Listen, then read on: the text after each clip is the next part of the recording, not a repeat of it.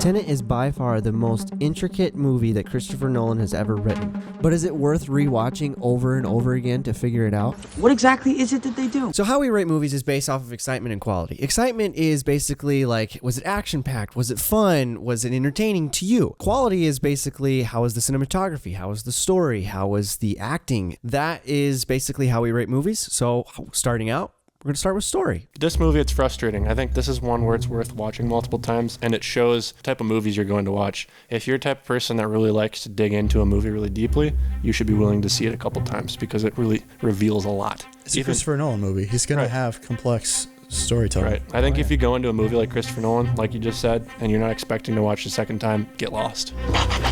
Here's what I think, though. Okay. That's why the audience review of this movie wasn't as high as it should have been, because people don't want to have a movie where they have to see it multiple times. They just want to understand it and be spoon-fed right off the bat. Christopher Nolan, I think, went super try-hard on this movie, and it was unique, and I really liked the time element of inversion, but I think he may have gone too far with the layering of inversion and whatnot for a majority of the audience. I myself still have not fully wrapped my head around what's all going on during some elements of the movie. I haven't got a brain. I have to really, really try to think about every little movement that's going on, forward and reverse, inverted.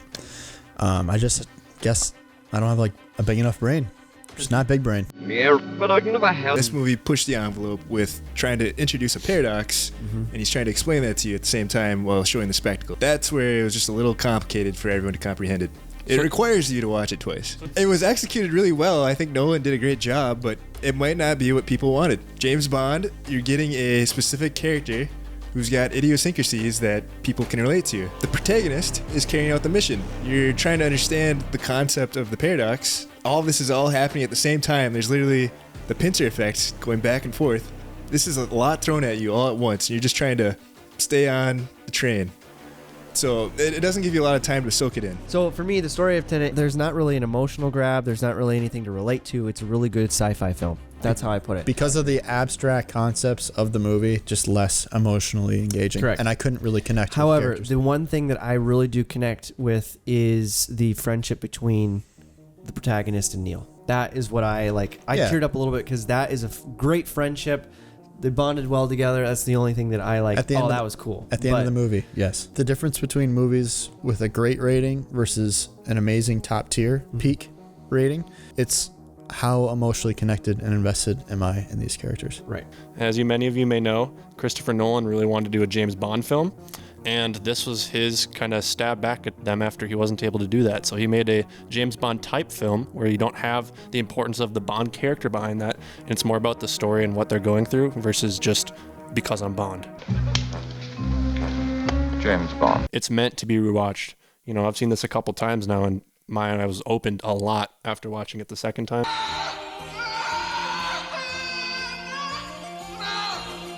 And I really appreciate that it's a movie that really pushes your mind to kind of think outside of the box. It's the irony at the end of the movie. They're like, people care about the bomb that went off. They don't care about the bomb that was saved and prevented.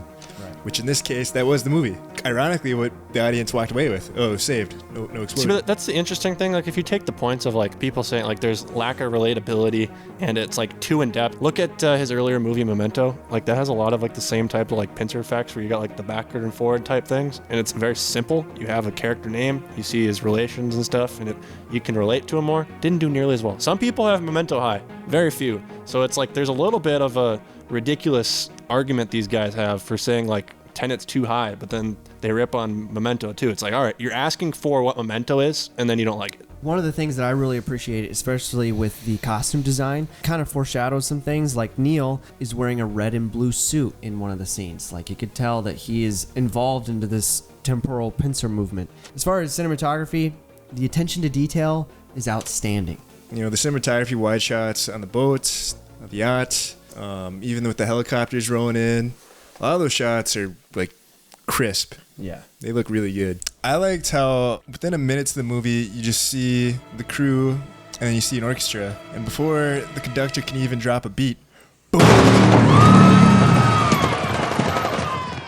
It's like you don't have to wait long for action, and the movie is just intense from there. So you're really sucked in, you're committed. I thought that was really cool. I will say though, with the soundtrack, I do think the tones were very similar. So when they cut from a intense scene to more of a peaceful scene where it's just common dialogue, it's kind of abrupt, and the music might still be having that same background tension building music. And it doesn't cue the audience that you should be expecting this kind of scene now. I think of Steven Spielberg with John Williams. So a lot of those movies, the music kind of tells you what the scene's going to be. Versus this movie, it's always got that, intense background music going throughout most of the movie. Right. If I cannot understand what anyone is saying, I lose interest. I feel like for moments where the dialogue was hard to understand, they should have just put in subtitles. With what Nolan's trying to throw at you with the concept of the paradox, you really need to be absorbing everything that is being said. Do the audio levels, you're fighting that battle of trying to hear what they're saying. If you can get subtitles on, this movie's a lot better.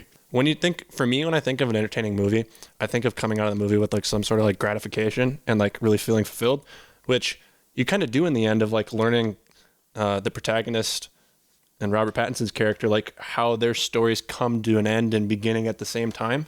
I was very entertained after the movie of having to be able to kind of interpret what all of it meant.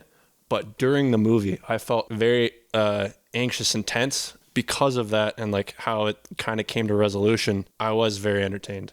It's just my gripe would be that it pissed me off, but that's what made it so good. So that's I think what I wanted to say. It was just kind of an execution thing. Like everything is just so tight on a timeline where it's like you don't get to decompress, and I think it's just kind of taxing on the mind. So that's where the entertainment, it's down a little bit because people are worn out. Now onto our final rating. For entertainment, I'm going to put it at a 7. And then for quality, I'm putting it at 8.5. For quality, I'm going to give this movie a 9.5 out of 10. And for entertainment, I'm going to give it an 8 out of 10. My quality is an 8. I completely agree with you on the sound design. I think the cinematography was just so well done. The action was, like I said, very crisp. It's frustrating to dock points there. They switched up the tones a bit. That'd help. And then if they made it more obvious for scenes that you could kind of decompress, that'd help the movie a lot too. So the entertainment is a 7 out of 10. But wait, hold on. I'm going to put this movie in entertainment an 8 out of 10. And for quality, I will put this movie as an 8.5 out of 10. So these are the ratings for Tenet. Let us know in the comments below what you think. And we'll see you in the next video. What's Dude,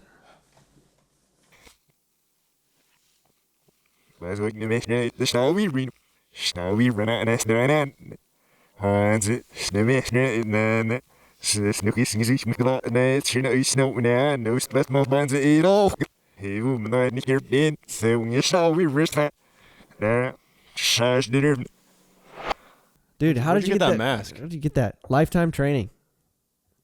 Must be the pincer. Can you get the other Josh? I liked him better. No, I like this Josh better. Cover up your face a little bit more. All right, well. Aaron, would you like a Coke?